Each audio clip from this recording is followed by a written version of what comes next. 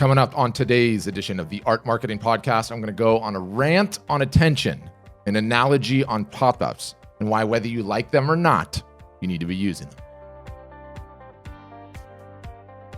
All right, let's start with attention. It's what I always love to rant about. Attention is the coin of the realm. Without it, nobody is going to see your art or photography or message. If nobody ever sees your art or photography or message, then they will never have a chance to get to know you, to start to follow you, to build a relationship with you, and to be emotionally bonded to your art or photography. And yes, of course, eventually purchase it, hopefully, right? So step one to becoming a successful artist or photographer, by which I mean one that sells well and achieves the level of success that they're after, that they desire, that their ambition speaks to. It of course starts with being good at your craft, I should say, as a side note. Knowing the product you create is something that the market actually wants. We have 2 episodes on that. If that question is in your mind, I'm going to put those in the show notes. But after that's done, the next step is getting attention. You look at any successful artist out there, and they have figured out how to capture it. They continue to capture it, and they're selling incredibly well as a result of it. Okay, great, Patrick. You never shut up about attention. We get it. Okay, good. So let's talk about the sources of this highly coveted attention. The year of our Lord, 2019, the source we all know about and all talk about is, of course, the social sites out there. Your Facebook, your Instagram, your YouTube, Twitter, Pinterest, Snapchat, etc. The attention you can get for free, right, by posting and building followings. Then we all have the paid advertising pretty much on all the above platforms. And it costs money, yes, but it works. We give them, the social platforms, our hard-earned dollars, and in exchange, we get access to the attention that those platforms own. That's what they're selling us at the end of the day. And by no means are those the only ways to get attention. I think back to one of the first episodes of this podcast, artist Bill Stidham. How did he get his? A van, a booth, and 10 years of driving across the U.S. and doing art shows all over the place. So by no means is digital the only way. You might have some ways that are unique to you, or some advantages that are unique to you. It doesn't change the fact that you need to get the attention. And when we talk about the digital sites, the social networks is where everyone goes, because that's where the attention is. It's where our potential buyers are spending their time. So that's where we go. Now for the bad news. This is getting harder and harder. It's just getting harder and harder every year. Every time I say that, I think of the Sublime line. It's getting harder and harder every year. Why? Why is it getting harder? The social platforms, they're essentially all bathtubs. Inside the bath, instead of water, they hold attention. Early on, they would let more and more of it out of the drain to us, the lowly serfs that are creating this attention for them, creating the content that brings the attention to them. But they used to let more and more out of it out of the drain, and now they're letting less and less of it out of the drain. Let's do some examples.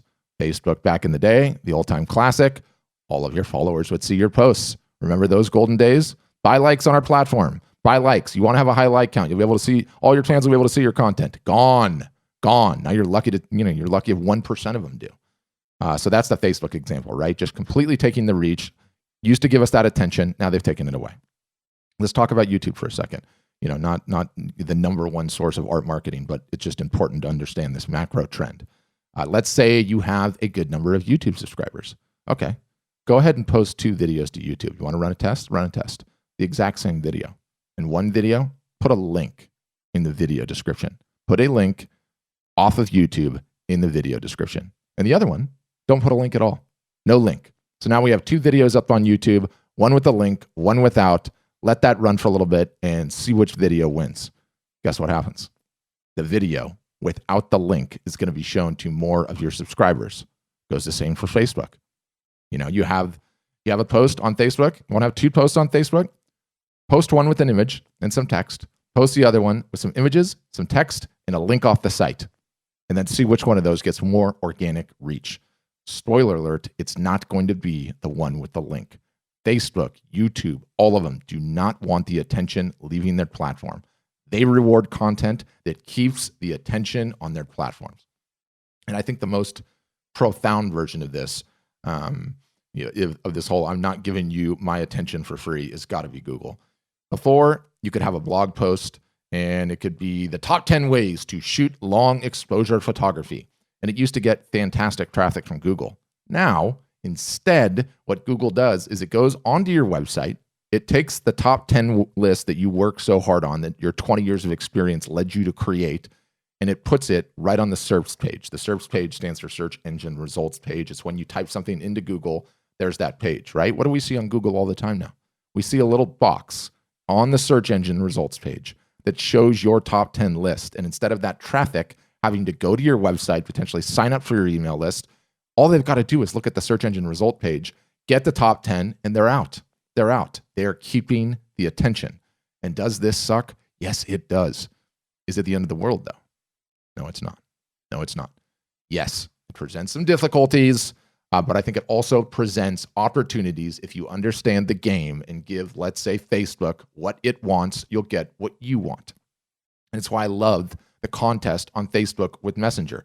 You charge up a Facebook post with a ton of engagement, people staying on the platform. You get a ton of comments, people interacting and enjoying the platform, likes, shares, people enjoying the content, and Facebook rewards you with more reach. And it's all a game. It's just all a game. And if you know how to play it, you can win. Now, how to give the socials what they want and get what you want will be the subject of many an upcoming podcast, especially as this digital landscape out there changes. In the meantime, though, I wanted to just like set that argument up and use that argument as the foundation to build the rest of my argument here, and essentially pivot to this important topic of the pop-ups on your site. The pop-ups on your site. So not only is getting the attention from the socials getting harder and harder, it's not even just the socials, and it's not just an artist or photographer program either. I should say, this is an industry-wide type of a situation, just an internet-wide type of a situation. I should say it starts with the four horsemen: Google, Facebook, Amazon, and Apple. And then there's the next tier: Twitter, Pinterest, Snapchat. You can even put the marketplaces in there if you like, your Etsy, your Fine Art Americas, and the rest. And they're all playing the same game. They're all playing the game. We have attention. We're going to keep it. We do not want to give up the attention. We know it's the currency of the land. And so it's going to get, as a result of this, harder and harder and harder to get people to come to our websites where we need them to be in the first place. And if that wasn't enough, it's getting harder and harder and harder to keep your website updated and with the times. Responsive themes and quick loading pages and optimized images, and how do you be friendly to all browsing situations? And more traffic is mobile. How does your site look on mobile? How quickly does it load? Is it a pleasurable experience? Is it very effective at converting your traffic into the buyers that you needed to do?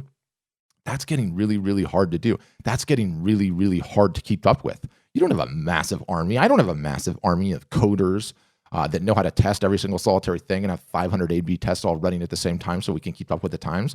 Moreover, I don't see a psychologist in my office. Do you have one? I certainly don't have a specialist in brain chemistry that knows how to design notifications and beeps and bings to keep you coming back to that phone again and again and again, checking it all the times. How many times you check your phone today?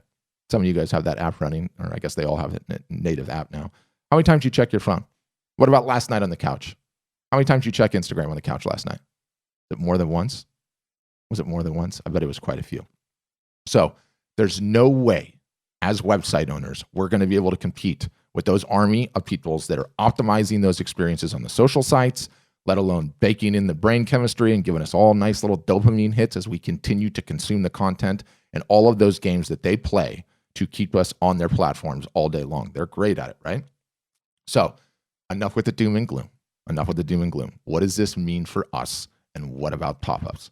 And I need an analogy. I promised an analogy. You ever see the movie Good Will Hunting? Matt Damon, Ben Affleck, Robin Williams. Great movie. Fantastic movie. Two scenes in that movie, I think, do a fantastic job of capturing how I feel, how I think about pop-ups. And I should define what a pop-up is briefly. By pop-up, I mean a box. Everybody that's ever been on the internet has seen one. A box that pops up on your website. Yes, it interrupts the user, but it pops up and asks for an email address. It can ask for just about anything, but the most common one is they ask for an email address. It can be big, take up the entire screen. It can be small. It could potentially be in the very top of your website. It can slide in from the bottom right. Those are all pop-ups. Everyone's seen one, nothing new, right? Okay, back to the movie, how I like to think about them. I'm a guy, so I'm going to start with the male version. You're in a bar with your friends, having a few drinks, and the most beautiful woman you've ever seen in your life walks into that bar. You summon the courage to go talk to her. You have a fantastic conversation. But you're watching the game. Some big moment happens in the game. You get distracted. She goes back to her friends. You go back to your friends. Some time goes by. She's about to leave. You catch it out of the corner of your eye. What do you do? What do you do in that situation? The potential love of your life is about to walk out that door. Are you going to let her go? The minute she walks out of that bar, the chances are you are never going to see her again. Can you summon the courage to walk up to her and ask her for her phone number? You know, a slightly different version of when Robin Williams in that movie slides his ticket across the bar to his friends and misses the game because he's going to have a drink with his future wife. Ladies, not going to leave you out on this one. What if you're in a bar and Matt Damon just blew your mind with his wicked smats? He didn't have the courage to come up and ask for your number, though, and you knew it. You knew it. You saw it. So you're a mini driver. And what do? You write down your number on a piece of paper. You let him know that you have to go. You're out of time. And you give it to him before you walk out. Perhaps a bit of a cheesy analogy, most of mine are, but for me, I find it to be profound. I can all too easily think back to my single days and how many times I was a complete coward and let the girl walk out of the bar. And 95% of the time, I never saw that person again either. What does this have to do with the pop-ups? Let's get back to it. It makes sense already, doesn't it, though? Marketing, let me define it in a sentence. Sort out how you get some attention and then ask. You have to ask. There always needs to be an ask. If you don't ask, you're going to end up with nothing. You're going to never sell anything. So the pop-up is an extremely effective way of doing it. I know, Patrick. I hate pop-ups. They're annoying. I get it. Trust me. Everybody sees them. We all know. I find them annoying at times too, especially when you're just trying to read the thing and it pops up. It's like, I don't even know you. I haven't even read anything. I don't know if I can trust you. Get this thing out of my face. You don't even know who the brand is or what they sell even. And they're hitting you with one of those things. And it's not time to ask for my email yet, right? Trust me, I get all of that. It's in how you do it, though. And if you believe in what you're selling, then you should be completely comfortable asking. You need to be completely comfortable asking. And when we talk about art sales, there's two versions of pop-ups. And I think it's somewhat of an important distinction. So let me cover that briefly. There's the e-commerce version, right? So pretty much all artists and photographers out there, if they have a website, they have one or the other. Some a combination, sure, but it's one or the other. You have an e-commerce website, a website that is set up to sell art and photography online. It is an e-commerce experience. Or you have some sort of pretty portfolio slide slash content marketing blog, let's just say. Now, in the e-commerce version, if you're selling art directly from your website, the pop-up usually takes the form of the minute they hit your site, boom, you hit them with a pop-up, usually offering some sort of percentage off discount for first-time orders, right? Hey, you're here, Patrick. Welcome. Take 10% off your first order. Redeem coupon, or no, I don't want 10% off, right? Like that's a common one you see all the time. Pretty much every e-commerce site imaginable, just about at this point in time, runs those. So we've all seen those all the time, right? And it's one that I can deal with. I think it's one that most people can deal with because it's like, you know what? My intent coming to this e-commerce site is different than my intent coming to a portfolio site or a blog. I'm here to buy something. I wouldn't be coming here otherwise. And so if you're going to throw a deal at me right out the gates, sure, I'll take that deal. If I'm interested, I'll take that deal. If I don't, I'll close it and I'll browse. I'll refresh the browser, come back, get that same deal. So I'm going to get the deal one way or the other, but I appreciate it, right? It's not so terrible. Now, that's the e-commerce.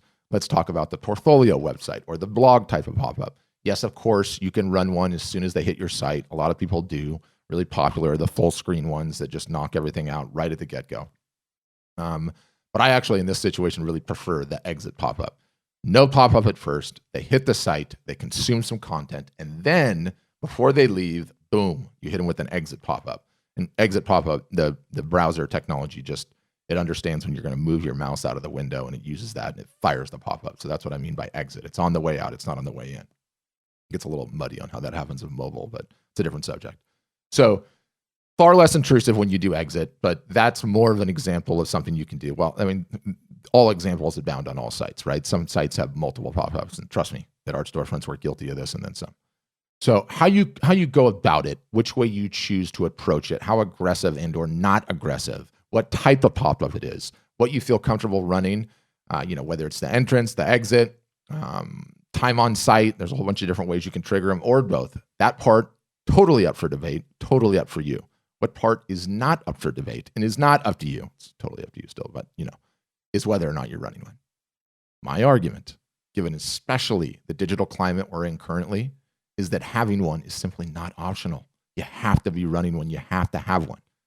So, you have one on your site? Let me tell you, the sheer number of photographer and artist sites I look at, and I look at a whole lot of them, they don't.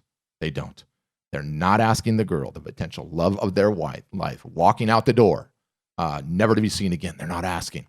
So if you need one, everybody needs one. So if you don't have one, you need one. End of podcast, right? To which you reply, is that it? Run pop-ups? Are you serious? I've known about them for years. This is supposed to be a podcast that is heavy on art and photo tactical marketing. Is that all you got? Fine. Not going to let me off the hook. Not easy. I get it. Okay. First, some data that I've been collecting recently.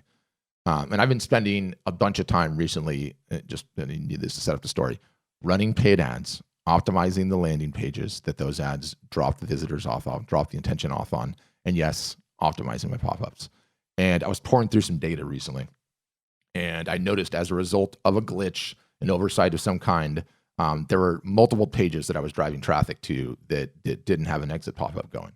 And I looked at the data, and it was just staggering.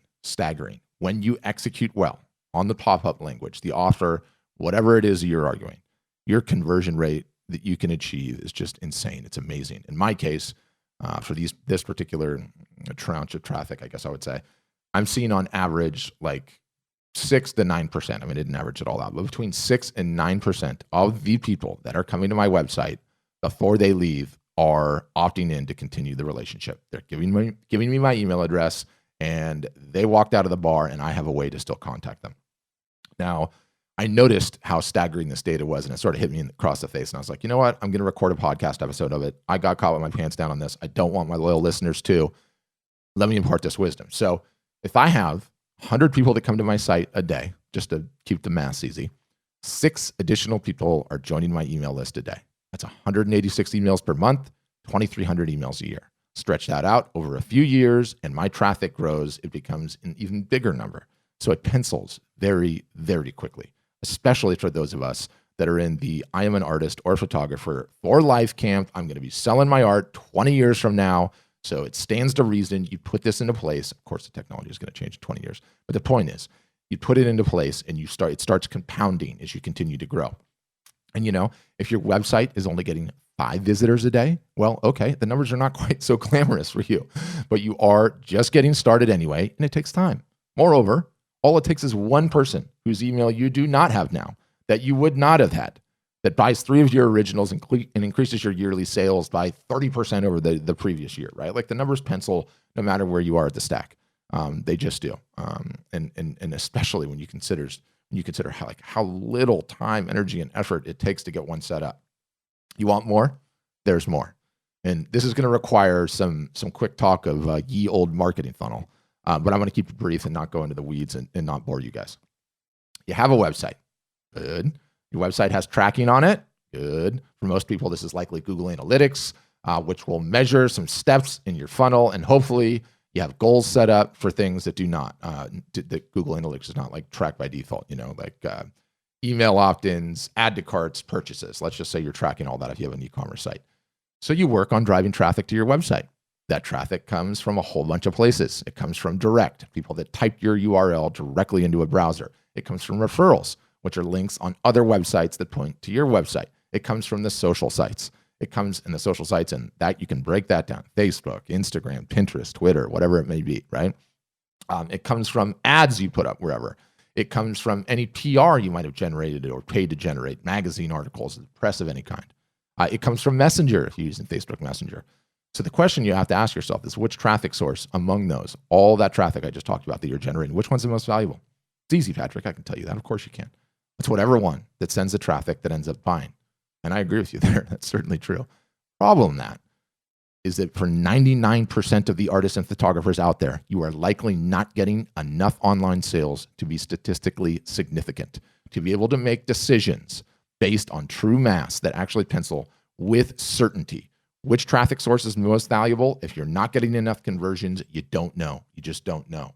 So what do you do in that situation? You start going up the funnel. It turns out there is a funnel. There is a number of different steps that a visitor is going to take before they potentially pull out their credit card, give you those digits, and purchase a piece of art. Okay, well, what's my funnel? Let's quickly define some steps. In a traditional art one, no one size fits all, mind you, but I think this will be close. And it has steps. There are a bunch of different data points.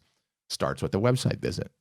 Then you could say it starts with how much time somebody spends on the website and how many pages they visit. So did they just hit the homepage and leave, or did they stick around for 1.5 pages on average, or 2 pages, or 3 pages, or 4 pages? Then it comes down to whether or not they visited your product page. Did they click into a specific image you have that's called the product page where it's for sale? Then let's say it's whether or not they gave you their email address. Then whether or not they added an item to their shopping cart. And then, yes, whether or not they ultimately purchase.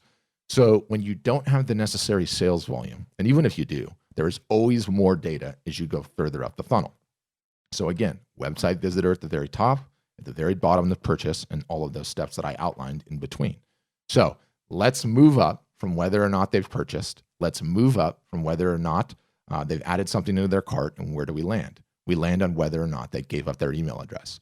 So if you're running a pop-up, you're tracking that goal in Google Analytics. It stands to reason this is a great step in the funnel to sort of evaluate the traffic sources you do have. So you look at all those traffic sources that I went over: direct, organic, referrals, links from the social sites or traffic from the social sites, the ads that you put up from wherever, PR, Messenger. And you look at that and you say, okay, I'm spending time trying to increase each one of these sources. I'm spending time to try to get more direct traffic. I'm doing SEO work, trying to get more organic traffic. I'm trying to get more links from other websites and articles to mention me. That's referrals. I'm doing the social sites, PR, Facebook ads, whatever it is. And you want to understand which one of those levers is the best to pull to continue to increase your sales. You don't have enough sales. Guess what? When you're capturing emails effective, and it doesn't have to be just from pop-ups, this is just a great technique, period. But when you're capturing emails from sales, and you're capturing emails, just wherever else on your site, and you're capturing them from pop-ups, you can now sit back, look at your data, and see which converted the most into your email list. I got 5 emails from this one, and 1 email from this one, and 3 emails from this one, and whoa, organic gave me 50. Well, it stands to reason you should probably continue working on your SEO. That's working. So what it essentially is another analogy, the one I always use. You have these buoys out in the middle of the ocean, and they're bobbing around in the middle of the ocean. And what do they tell you? They tell you when the big swell is coming. And so they're out there, they measure the ocean's energy, and then a couple of days later, you're going to get some big waves. Time to get your surfboard ready. Make sure your wetsuit doesn't smell, and you're ready to go. So that's the analogy. You can't always just make your marketing decisions based on saying, oh, wow, a bunch of surf is breaking. You can, of course. But you go out to that buoy that's out there, and it'll tell you a couple times ahead of days, a couple of days ahead of time. So that's what pop-ups can be if you're running them effectively, and you understand the data tracking is like, these are the traffic sources early on that are showing the signals that are the most important to my future business. As a result, I need to work on those. Spent an equal amount of time on Facebook, an equal amount of time on Instagram. I threw a bunch of links, and let me see what happened. Well, I got 100 emails from Facebook, and I got 2 from Instagram, or flip it, because Instagram is probably more important at this juncture. So you're able to make a decision. You're able to make a decision up the funnel as a result of the fact that you're capturing emails and goals, and the pop-up is just extremely effective way to do that. You're going to get twice as many as if you do it. And the good news here, we started with doom and gloom. We're down to good news. The options are plentiful, and they abound. There are literally a veritable cornucopia out there of apps and plugins that can get this done for you. At Art Storefronts, we built our own. They come standard with all of our plans. We encourage 100% of our customers to run them, and almost all of them do. But you can run them towards email, or you can run them with Facebook Messenger, or even SMS text capture. It doesn't even matter. How you go about it, completely up to you. You have all the options in the world. So literally the challenge for you is just to get one going right away. Don't worry about it. Don't stress about it. Get one going. What's the bottom line of all of it? Attention remains currency of the land. It's getting harder and harder to get it. Once you do get it, it's that amazing person at the bar. You can choose to have the courage to ask for their email or not. You've got to ask. You've got to ask. What is marketing ultimately? Getting the attention, and then it's asking for something. being that I still have yours, I should probably come up with an ask of my own. If you're enjoying this podcast, would you consider leaving me a review on iTunes? I think at the time of this recording, I have like 96 of them on there. 96. We need to get to 100. So I would really love it if you consider leaving me a review on iTunes. 5 stars would be amazing. If you don't like it, 1 star is okay too. I'm happy to get another review. You can rate it if you feel comfortable, or you can leave the text review. Either way, they count to the total. I would be really extremely grateful. And on that note, thanks for listening. And as always, have a great day.